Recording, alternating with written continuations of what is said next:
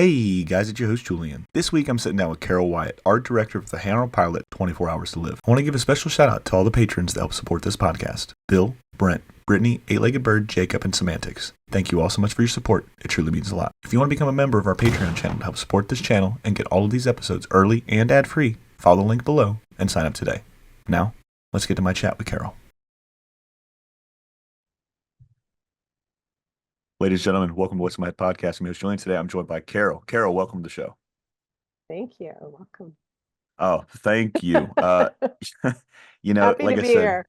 I'm happy to have you because what I love a lot is Hey Arnold. And Craig dropped your name a couple times, during the Urban Legends episode. By the time this one releases, that episode will be out.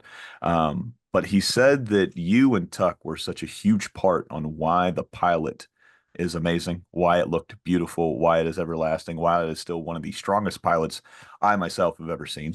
I'm a little biased because this is my favorite show. One of my favorite shows. This and King of the Hill, two favorite shows of all time growing up. But I would love to know, man, how do you get to working with Craig? How do you get on the Hey Arnold Pilot, and how does Carol come to be damn near at that time the princess of pilots? Did work on a lot of pilots. Yeah. Well, we were at Klasky Chupo Mhm. actually because I was on The Simpsons and Pee Wee Herman, Pee Wee's Playhouse had ended, and a lot of those guys came over to Klasky Chupo and they were doing their own projects, or Gabor Chupo was having them do pilots or small independent things or commercials or. And so in between seasons and even freelance, I would work on whatever else Gabor had there. And when I heard, I was a big fan of like everything Pee Wee. So Mhm. the Penny cartoons, stop motion, which is what Yeah. Craig used to do. I was a huge fan. So when I heard he was in the building, I was like, where's Craig Bartlett? I want to meet Craig Bartlett. So I went and found him and just went right up to his desk and it was like, hey, I'm Carol Wyatt. I'm a huge fan of Penny. And he had on his desk, he had all the little pieces Oh from wow. Penny. And he was showing them, and he was so happy to talk to me about it and tell me everything about stop motion and what he was doing. So that's kind of how we met. And then we just hit it off. We became really good friends right away. And we would talk to each other at the studio. And I respected his talent, he respected my talent. So when he was ready to do Hey Arnold, he asked me to art direct, and that was awesome. I was like, yeah. So we pretty much worked together, um, like side by side sometimes, just designing. He would give me a lot of designs, and then I would paint them or tweak them, or we developed this style. It was mostly Craig though. It was all Mhm. his ideas, Yeah. and me just kind of trying to make it look different and new. And we invented kind of this style of, it's a gouache underpainting with colored pencil on top, and that was the style. And then also colored the characters and just kind of created the world. Now, what I love, and I told you this before we hit record, I love world building. I love backgrounds. It's my favorite part of animation.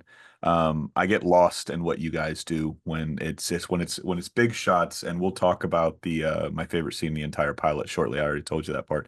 But I love just watching because these characters come and go on the screen, right? And it's cool to just sit there and look at what's going on in the world that they're walking around in. Because I myself, I'll walk around. I love seeing what somebody's walking up on the sidewalk. Are they listening to something? Are they talking to somebody? What are they doing? So I love that about animation as well. When you guys are developing this, first off, are you guys whenever you flesh out ideas, you're fleshing out a world, and you said you're painting and then overlays with pencils. Are you Mhm. guys doing storyboard layouts, and this is how you're coming up with it? Are you guys doing dry erase boards? I mean, what are you guys doing? Canvas and paint? Yeah, no, well, we didn't use computers yet. So, Yeah. I mean, we were using the computers on The Simpsons, but only for color. And so that hadn't come to happen yet Mhm. in animation.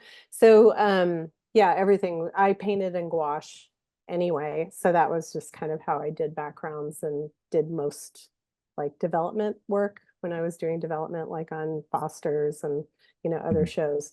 So, yeah, but no, he would design things. He already had kind of a lot of character stuff because he did the stop motion first. Mhm. So he already had ideas of how he wanted it to look and had an environment and the part of the city he wanted it to be in. And no, we would draw. There weren't storyboards yet. No storyboards No. yet. This is way before. When you're doing development, it's it's so fun because you are literally concepting. So you're just coming up with ideas. Some of them are bad too. Like some of them suck and you toss them and then you do some drawings are terrible and you're just kind of throwing stuff out there and see what sticks, and he was really easy to work with because well we just get along really well. We have a lot of fun and we just think similarly in terms of design and color and the world that, but it was very personal to Craig, where he wanted this city and how he wanted it to look. And so he would do some rough designs and then I would kind of clean them up and they were quirky. They were Yeah. quirky looking, but their own style. The whole goal was to make it its own show, to make it look different from everything else. So So when you're saying there is some bad drawings in there, does any one stick out from this pilot in particular that just like shit, that design didn't work? well, I told you before this, what the dream sequence you're talking Yeah. about in the pilot. I mean, when I The best drew scene in the that, whole show, by the way, ladies and gentlemen, the best part of the pilot is the dream sequence for me. so the dream sequence, I remember doing that, and I think because I came off The Simpsons and we did these like perfect cities with blocks and perfect perspective and everything. I'm like, this dream sequence, I'm just going to make it funky, funky city. And so I did. And I was so used to doing whatever I wanted. I thought, he'll love it. And of course, he goes, that doesn't look like a city. but we used it. So, he went with it, I don't think he used it for the series, but he did use it. There was another one in Arnold's room because Mm, I added a lot to his room, and one of I told you I was adding like the 50s pattern rug and the mhm. the little alien wallpaper. I added those. I added just a lot of design stuff and weird plants, and he wanted to have like a specific plant in the room, and I drew it, and it kind of looked like it, but not really. It was funky. Yeah. And he's like, I guess that's a Venus flytrap. But this was how we got along. I mean, I never took offense. I was always like, well, do you want it? Do you not, because I'm easy to work with. I'm like, if you want me to change it, I'll change it. But he never kind of changed these things. He just left them. So I guess he loved them. Hey, that's a win. Win is a win. Yeah, but not everything you do is perfect. And sometimes you got to take those risks and see what people love. Some of the people love some of the things I did, and some of the people don't get some of the things I did. So you just go with it and see what happens. So something I wanted to circle back to, when I had Craig and Jim on, the show is synonymous with the music and vice versa. I can't have one without hearing it. I can't hear it without seeing it, right? And when I asked Craig and Jim, like, what is it like talking with one another? Because Craig is really big into music, and obviously Jim is the maestro, essentially. So I guess it made it easier because they could both speak the same language. Now you said you're really easy to work with, and you had a lot of fun working with Craig, and Craig was easy to work with too. Did you guys speak the same language, almost like him and Jim did? You guys were coming at it from two different aspects. It was easy. Yeah. Yeah. It was one of the easiest jobs. Yeah, in terms of design.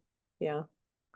Was there anything that you wanted to get in? I know this is a long time ago, so I apologize for asking this question. It's But hard to remember. was there anything that you wanted to get in that you couldn't get in? Does anything come to mind? Um, we didn't have much time. Mhm. So, like in the city, where he lives, that front Yeah. street, when we were designing the street, I remember Craig asked, because when we were working on series, you add a lot of details. You'll add like, specific market and, because they become parts of the script and parts of the environment that you end up using forever.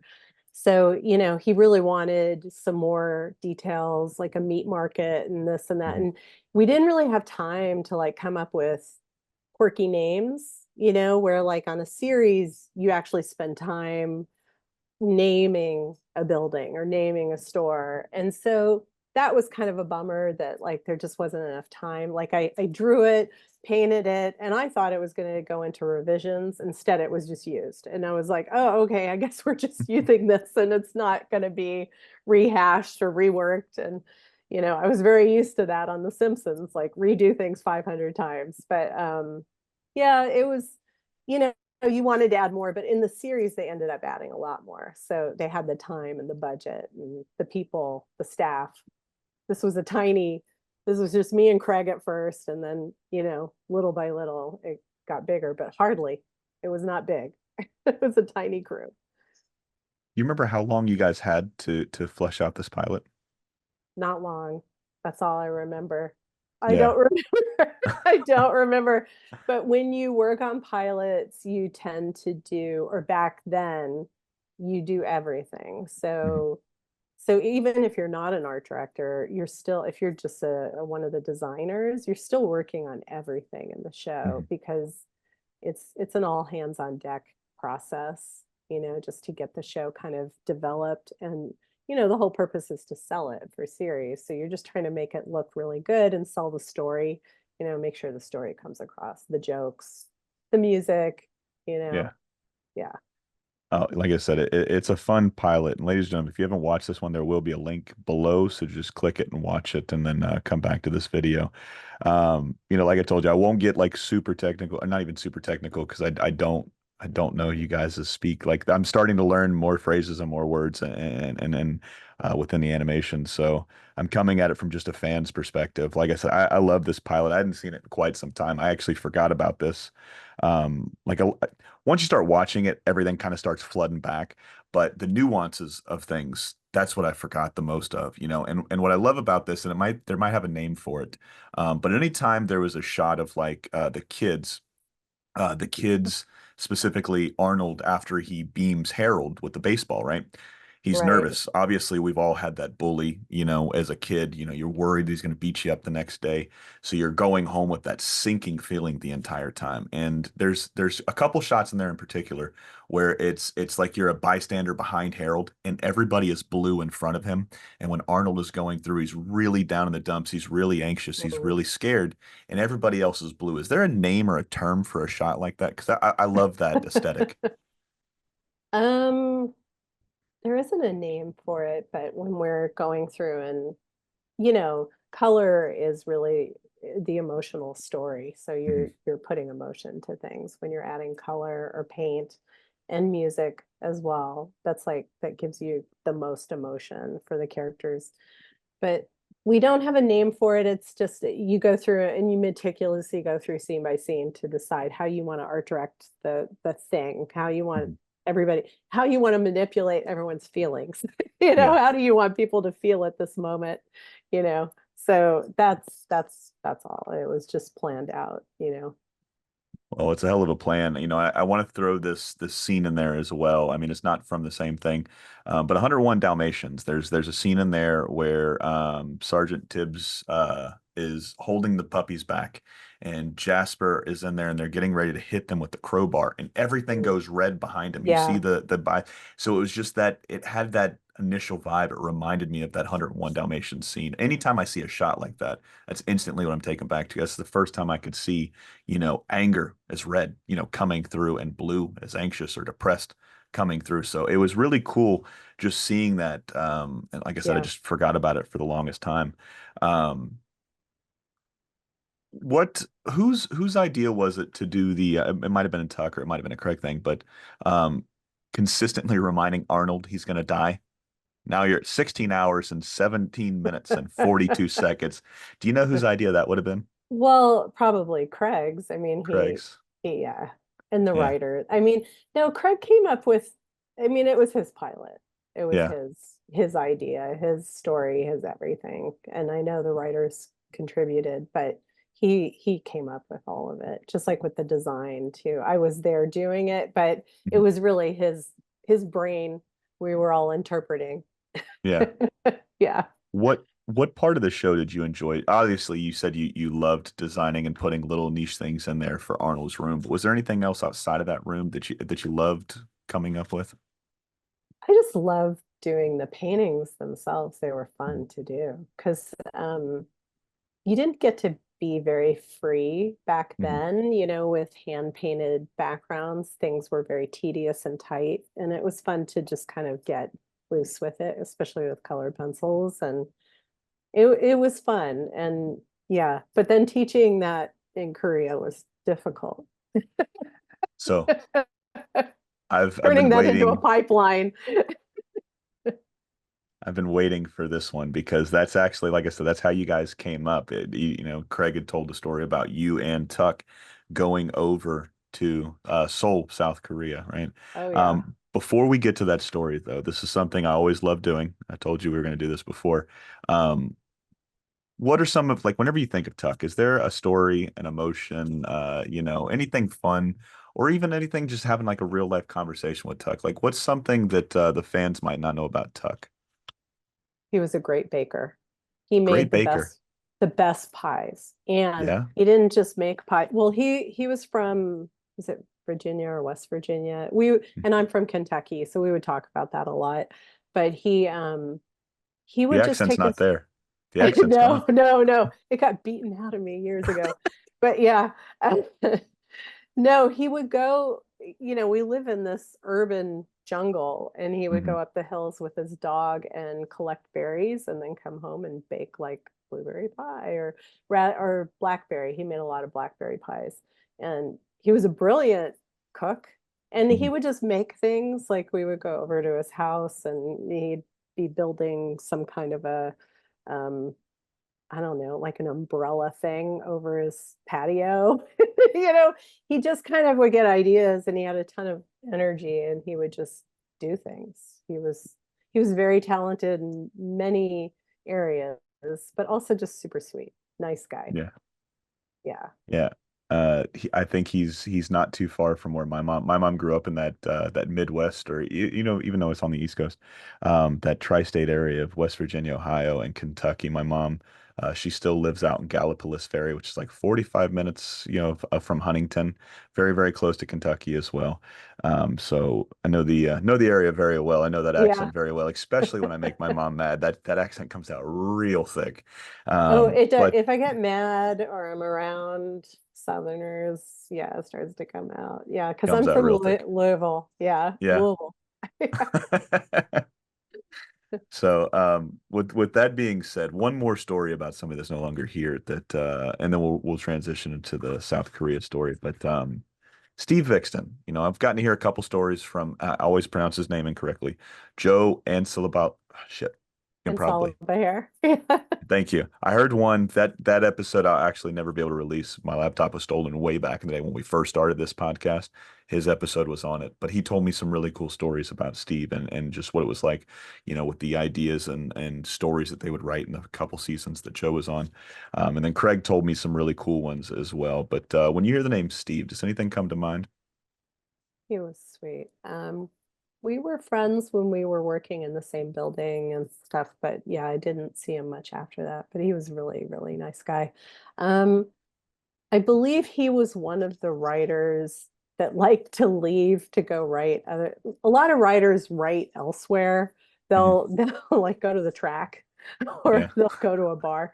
Yeah, there are a lot of writers like that. They just can't stay in the room, the writer's Hmm. room, for very long.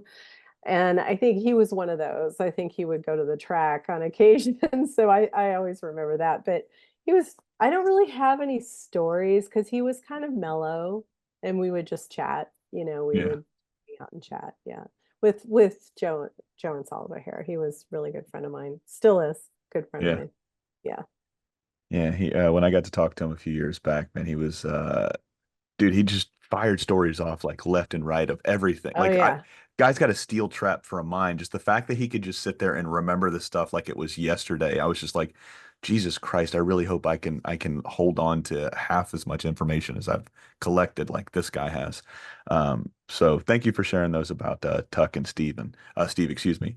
So Yeah. flash forward and even though we're going backwards in time here to South Korea, man, like I said, Craig said you guys were over there. You guys were like the first wall of defense to make sure that the vision was to stay true. So what was it like taking this pilot and trying to communicate with a country you guys have probably never been to at that point, and trying to make sure that Hey Arnold stayed Hey Arnold?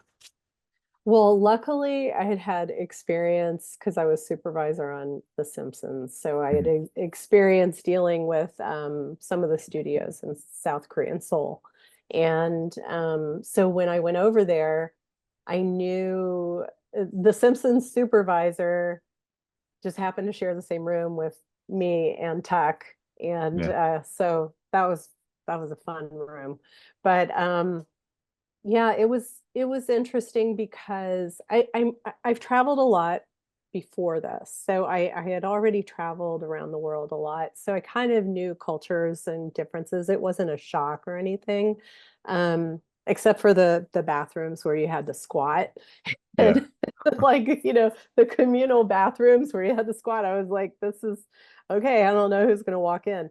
But and that was in the studio.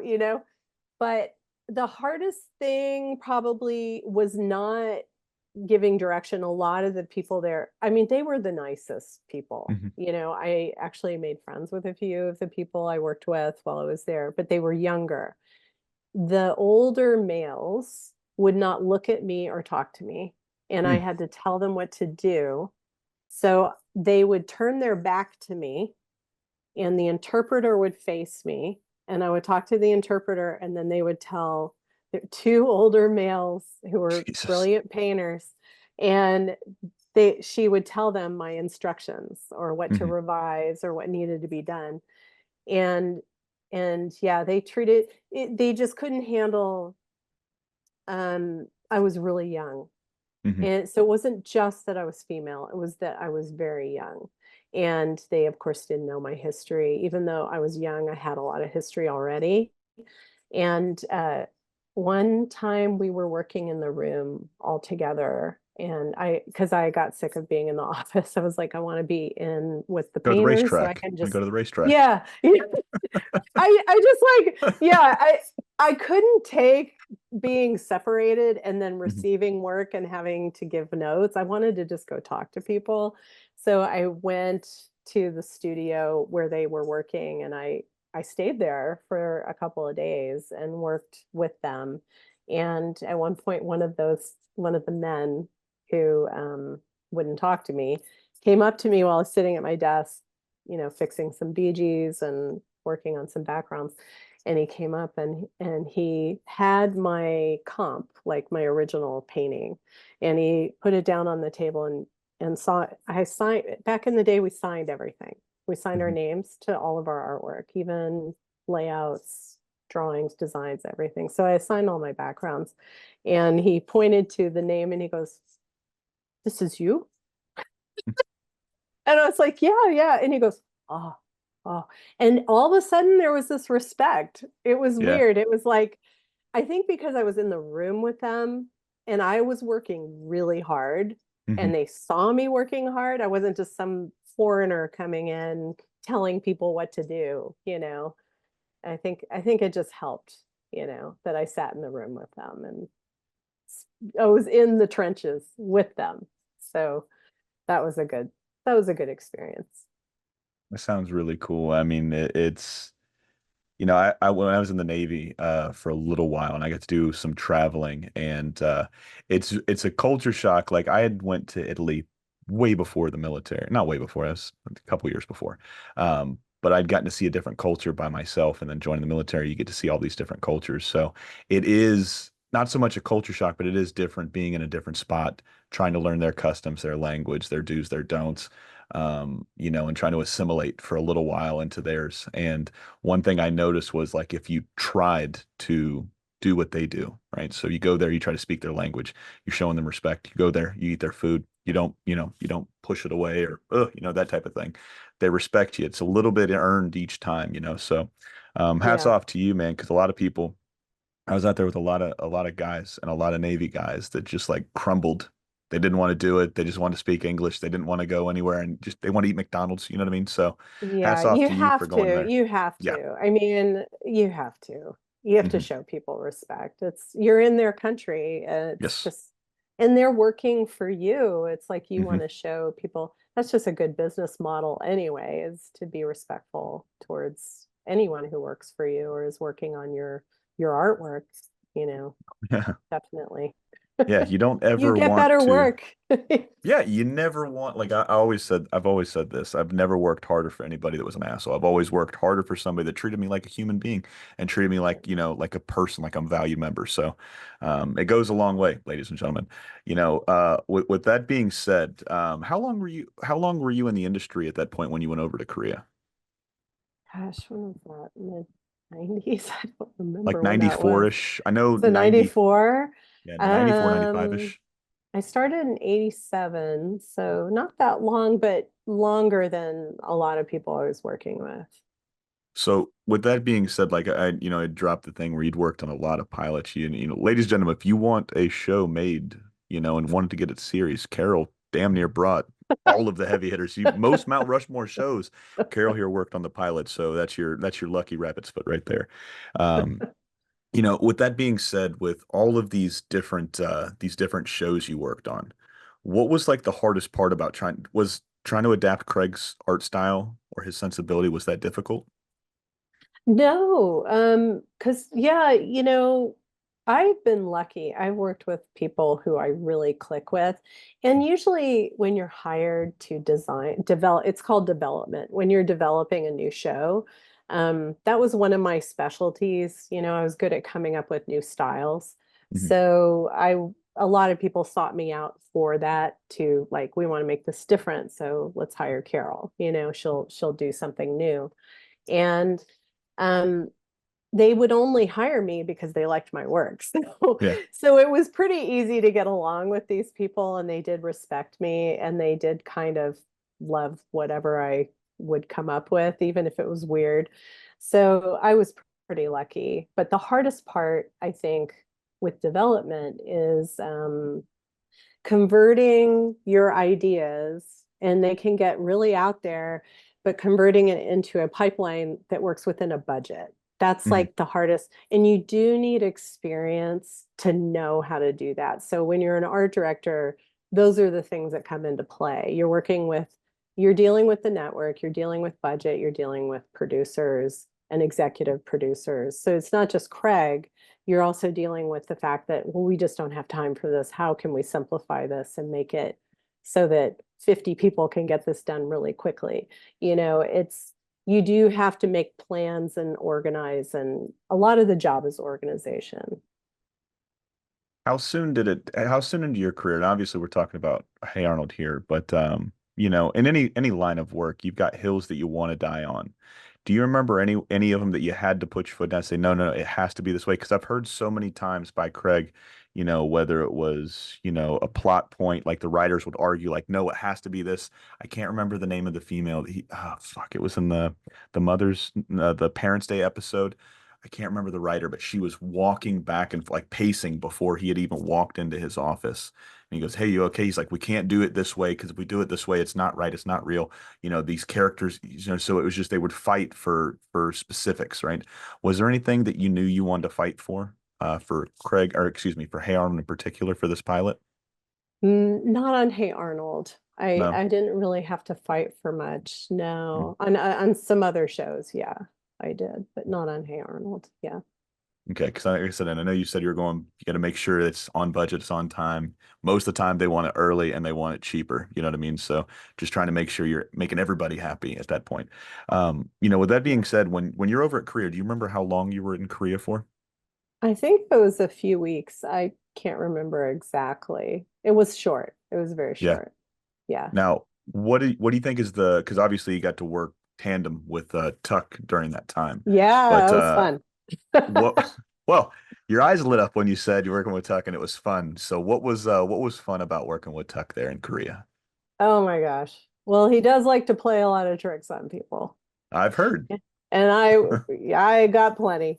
you were a Yeah, so recipient. I was.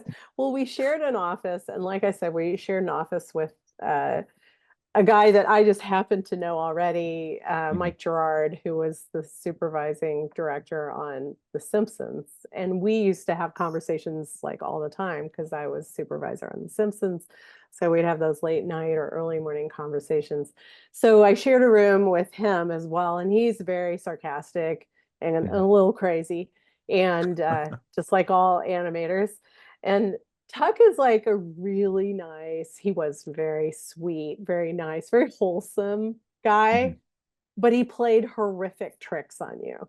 So it was unexpected. You never knew what he was going to do. The very first morning we went to work, which I got in late at night and I was totally jet lagged and I had to be up like 6 hours later and go to Mhm. work. And so I'm like, I need you to take me there. I don't, you're just looking at all the signs and I don't know where I'm going, how to get there. I don't even know anything. What? And so he spoke a little Korean and he had been there already for a while. And he's like, no, I'll take you on the subway. So we get on the subway, we're going to work. This is the first morning, and I have had no sleep. And it's like, what time is it for me? I don't even know. And it stops at this stop and he jumps off. He goes, oh, this is our stop. And I get off and then he jumps back on and he took off. Dick. My first day. And and I didn't speak any Korean. I couldn't read any of the signs. And I don't know how he did it. He managed, he came back. Like I was just like, fucker, you know? And but I've traveled, like I said, I've traveled a lot. So I take things in stride when I'm traveling because it's like, what can you do? And somehow he made, I don't know where he got off, but he made his way back and came and got me. But that was just one. There were many, many of those. There was a really cruel one that he did. And of course, stuff like this would never fly now with the way our politics are nowadays. But back in the 90s, you could get away with doing these kinds of things. We all shared one telephone in our office. It was, old-fashioned phone, had the Mhm. long cord, so each of us could take it to our desk. And I was closest to the phone. So I ended up picking up the phone a lot, but I didn't even know how to say hello or speak Korean. So I pick up the phone and I go hi, and they go oh, and they're speaking in Korean really fast, and I just hold it like this, and I'd look at Tuck like what do I do? And he goes oh tell him, and he gave me some phrase, and I go how do and he said it again. I said it on the phone, and the guy just goes silent, and I'm like, Tuck, what did you tell me to say? And he goes, and Mike Gerard is sitting there laughing his ass off. And they're like, oh, we told him that you would come by and give him a massage later. And not a regular massage. So, yeah. So, those kinds of, like I said, you can't get away with that kind of stuff now. That's like sexual harassment crap. But it was a blast. It was, you know, I was always one of the guys anyway, but it was so fun working with him. He did teach me some Korean, but of course I didn't know if any of it was real. I didn't know. He probably taught you all the bad words because that's what everybody does. I didn't know. I never knew from one minute to another. But then at the same time, we had a lot of fun. And then, he was also very vulnerable at times because a lot of animators, when they're single or they drink a lot, they go out Mhm. late at night and stuff. And I'm used to being around those guys. But Tuck was married and had a young child at that time. And, the first night they take all of us out and they're serving soju and they're trying to get you drunk. And they just, but, that's just how they do things at the studios, overseas. And he leaned to me and he said, can you say that you need me to walk you home because I don't want to stay. And it was just, Hmm. sweet things like that, where, yeah. Oh, I'm afraid to walk down the street that's completely safe. So can Tuck come with me, like that kind of thing. So he was very sweet, but It's like good guy. it's like whenever your friends would come over, like, hey, you got to go ask my mom if you can stay the night, because if I ask, she's gonna say no. That's Right. Thanks for sharing those stories. I really appreciate it. I love hearing stories about Tuck. I mean, um, he was such a fascinating person. I mean, you could pick I told you this before too. You could pick a Tuck board out. You could pick a Steve story out through Hey Arnold. It was just Mhm. he was on a different level than anybody else, any other board artist, any other director at that time. When Tuck touched something, it was magic. I loved I didn't realize it when I was a kid, but all of my favorite episodes, they all had, one thing in common. And the name Tuck Tucker was almost on every single one of them. It just goes to show you that there's people that are made for a specific profession. And he made it, he hit it, he crushed it, and then he elevated the bar of animation forever. So anytime we get to hear Tuck Tucker stories, I'm forever grateful. So thank you for sharing those. There is one Sure. thing, and then we can rotate off of Tuck. But Okay. Love Tuck. I've always heard of people getting tucked by Tuck Tucker, right? Getting got, if you will. Yeah. Did you ever get him back for jumping off the train or anything like that to making this the guy, or he told you to tell this guy this one thing? Did you ever get him back? I didn't get him back, but I I got tired of eating the food that he wanted to eat in Mhm. Korea because we kind of were together most of the time, Yeah. because we worked together, but he was like the person that took me to work every day and took me Mhm. back and kind of showed me around. So I we passed like in Seoul. Seoul's amazing. I love Seoul, but they have these cute little tea cafes. I mean, now Mhm. we have boba and that kind of stuff everywhere, but back then we didn't have anything like that here in the States. And they had all these cute, and they were decorated like Hello Kitty or like, and I am like all about kitsch and color and and we would pass like the cutest one and I go, Tuck, we gotta go in, we gotta go, and he'd be like, Carol, oh my god, no. And you gotta go with me. I was like, yep, you're going with me. So I would make him go in and we get like sweets or something from there, and of course they were the cutest sweets ever, and all pink, and I was like, yeah, we gotta have these. Yeah.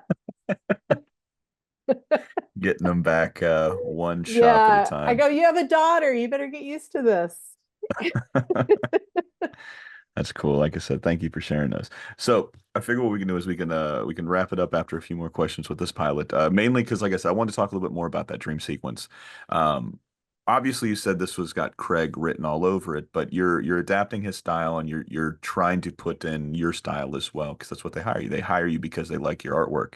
Um, what about this dream sequence? Like like I said, I know this is a long time ago. So when he approaches you, he's obviously having this dream slash nightmare. He's going to get beaten up the next day. He's got this consistent reminder of, hey, you're getting beaten up in 16 hours.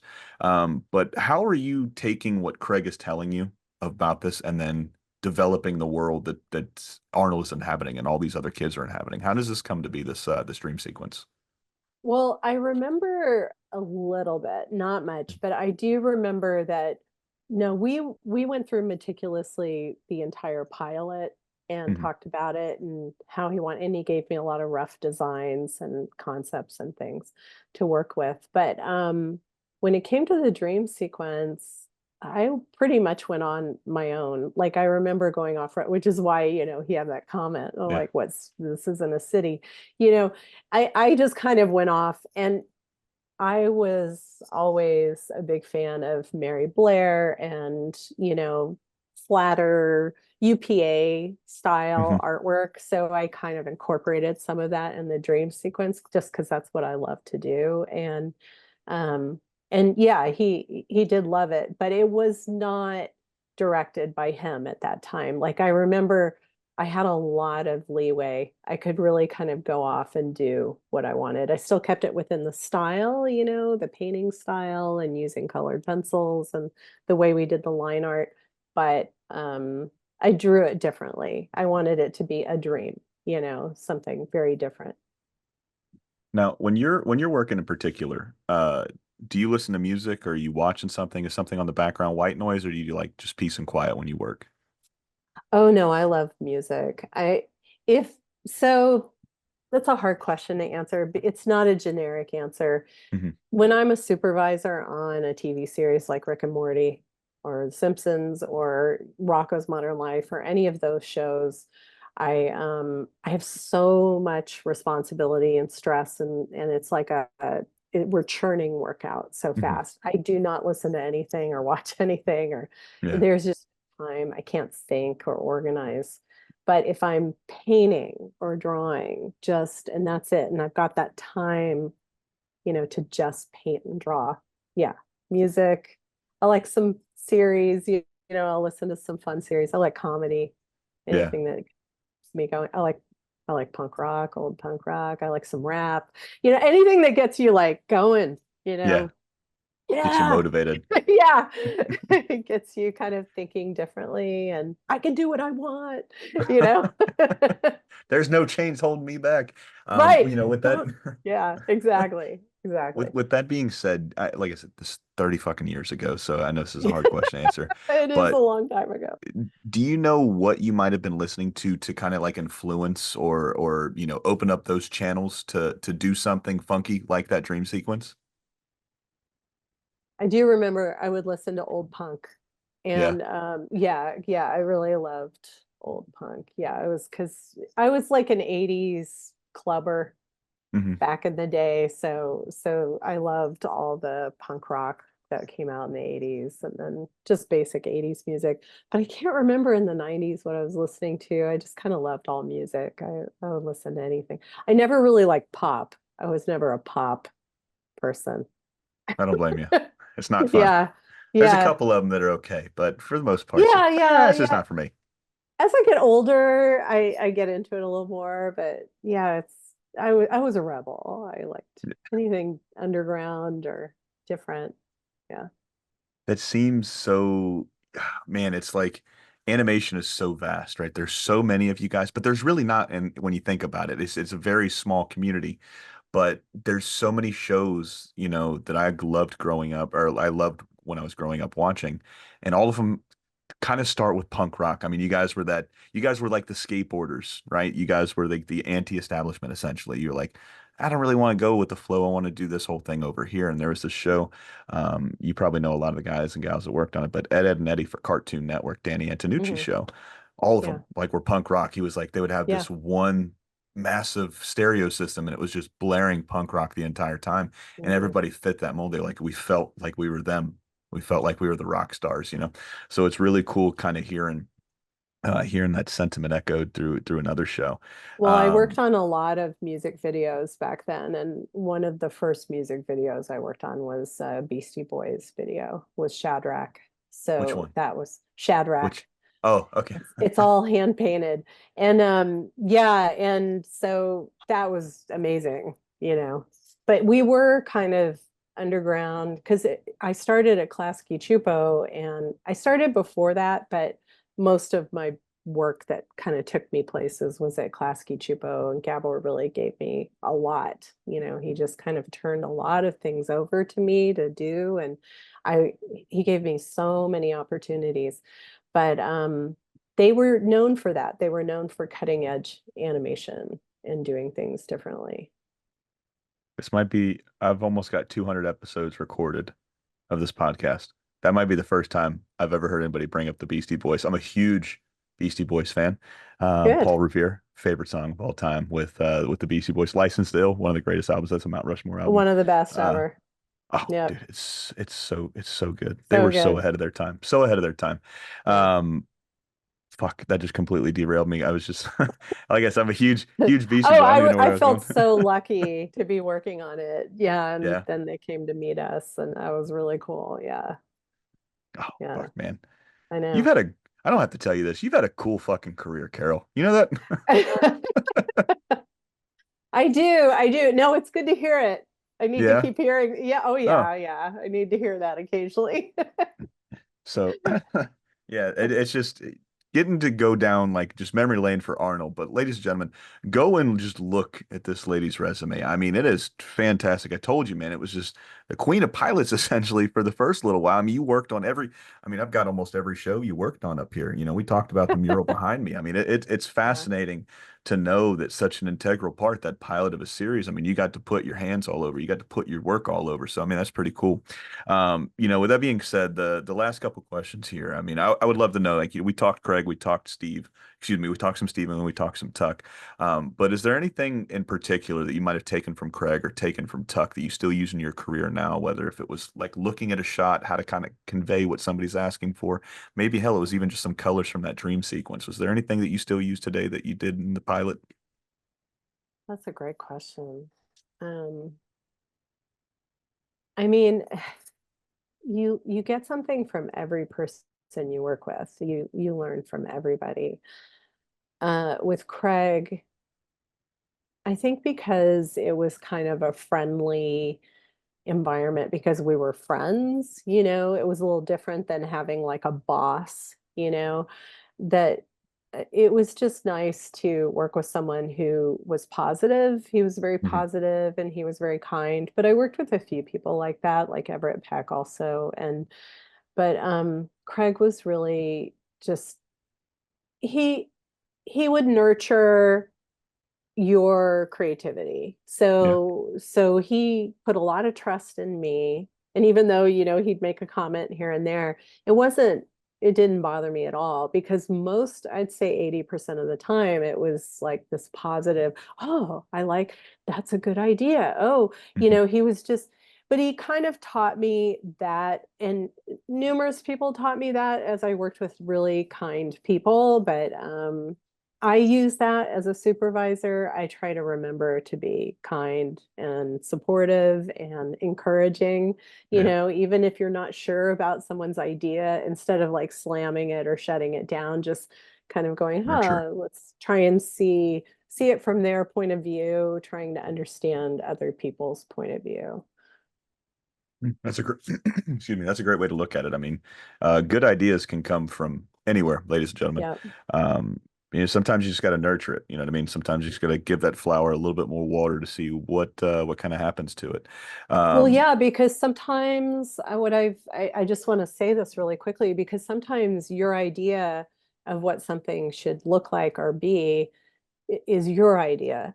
It doesn't mhm. mean it's right, and it doesn't mean Yeah. it's wrong. And so someone else's idea isn't necessarily right or wrong. It's just another idea. Mhm. Because sometimes you'll get so in your head that you're thinking, well, that's not right. But then you're like, wait a minute, it works fine. What they're doing Yeah. is great. They're doing a great job and it works great. So why am I so hung up on this right and wrong? So yeah, it's really important to let people have their freedom and encourage that. Absolutely. Very well put. And the last question here, like I said, I love backgrounds. I love you guys that work on them because it's just so fun seeing the worlds you guys build. Um, this kind of whole started with a comic book I used to read. It's over now, but it's called Chew. And it was an IDW book, excuse me, an image book. And this like began my looking in the background for anything, whether I was reading it, watching it, excuse me, watching it on TV. It like there was just this one panel of this little kid. They go into this liquor store or this convenience store, and then there are two cops, and the cop is just being a dick to this kid. The kid's like 16 years old, pisses him off, and then the two cops walk outside, and you see in the panel, you see the kid going like this to the one cop, and I was like, oh, and then every other like it would force me to look in the back. I was like, oh, they hit a funny little sign here. Um, and then on the podcast, I started bringing this up when did you know Brad Abelson by chance? Oh yeah, love Brad. So Brad, he's one of the bros. I got to have him on here, and we just got to like completely drop all. This is right before Minions. Was it Minions that he did? Yeah, Minions, he did that he Minions. co-directed. Which I probably should have cut out half the stuff. He's like, nah, fuck it, I'm good with all of it. I'm like, I can't get fired. No, I, Brad has no regrets. He's like, I, he's all out there on the table. Yeah, like I said, he's just one of the bros, man. We were just sitting there kicking it, talking shit. And he has like one of my favorite stories. He was talking about early on in The Simpsons. I was like, "Hey, do you get to hide anything?" Because he was just talking about. He was like, "Yeah, I was just handed all this crowd work or these like collective scenes, and it was like this episode where Bart was on the claw machine. So he's like, I had to draw some shit in the claw machine. I don't know what you're gonna draw.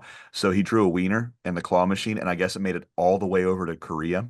And then it didn't make it to the animation stage, but the guys over there that were getting ready to animate it was boss. I think somebody drew a wiener, and it came back to Brad. And then Mark Kirkland had to kind of save his ass at the end of it. But did the whole reason I tell you that story, was there anything that Carol tried to hide? Not obviously not a wiener, but did you try to hide anything in the background on any of your shots? That it doesn't have to be Hey Arnold specific, but anything in particular? We're always doing that. Yeah. What's your That's a favorite thing normal you've thing. hidden? I can't even remember. I mean, you'll write out little jokes and Hmm. stuff. I think one of the things that I don't know. I was working at Ralph Bakshi's with Rich Moore way Hmm. back a long time ago, and on Houndtown, it was like a special that Rich directed, and I was doing some backgrounds and painting as well, and he said put fuck in there, and I was like, well, how do I do it? I go, I know, I learned this. I learned this on another like, I'll write puck, but Hmm. I'll make it look like fuck, but it'll say puck technically. So technically, it can be aired, and so we left that in there, but there are always things that we're doing, and then we're constantly, I mean, on Simpsons and now on Rick and Morty, because it's a long series, we're always adding Easter eggs. There are so many things, and then we're always adding jokes. A lot of times the writers want to write their own jokes and put those in the background. So once they catch on that we're doing it, then they'll want to do it. And then sometimes they prohibit us from doing it. And that's kind of a bummer because it's like we had fun doing those for a while, but we get them in occasionally here and there. So, Little ladies and things. gentlemen, keep looking in the background, see if you can spot anything. And not Um, just backgrounds, t-shirts, characters, t-shirt, people in crowds. You never know what you're going to find. so this will be the last question. So, sticking on this hiding stuff in the background, with you being a supervisor, for how long now? Last what, 10, 12 years, give or take? Maybe even a little bit 11. longer. I've been color supervisor on Rick and Morty for the last 10 years, I guess. I Yeah. started out as a painter. Yeah. So with that being said, obviously you're having to sign off on some stuff so it goes to the next stage of animation. So if you Oh ever yeah. caught anything and goes, ha, I'm gonna leave that in to see how far it gets. Um, it depends on, I have 37 years in this business, so now I kind of know instinctually what will fly and what won't fly.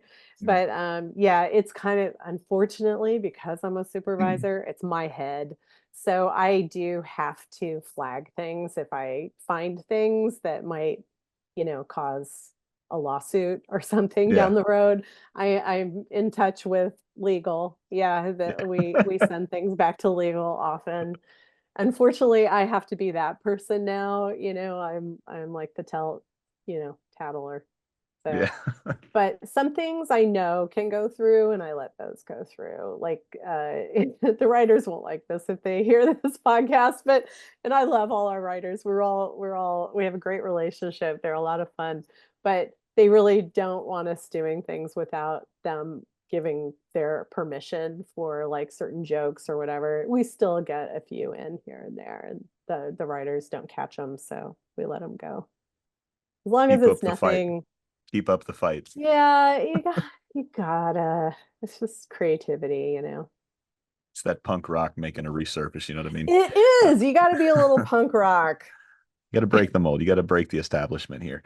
Well, Carol, like I Always. said, this has been a lot of fun. I'd love to have you back on down the road whenever you got some free time. Like I know you're real busy right now, but this is a blast getting to hear a lot more about Craig, the best part of that pilot dream sequence. Nothing wrong with that whatsoever. And like I said, Arnold had the coolest room growing up. Everybody wanted Arnold's room, even today. I wanted his room. Yeah. The only thing I didn't like, especially just being in Florida, I know how hot it is, and those windows up above, Oh my gosh. Jesus Christ, that would have been the hottest room in the world. But it was the coolest thing. He had like a view, so his bed.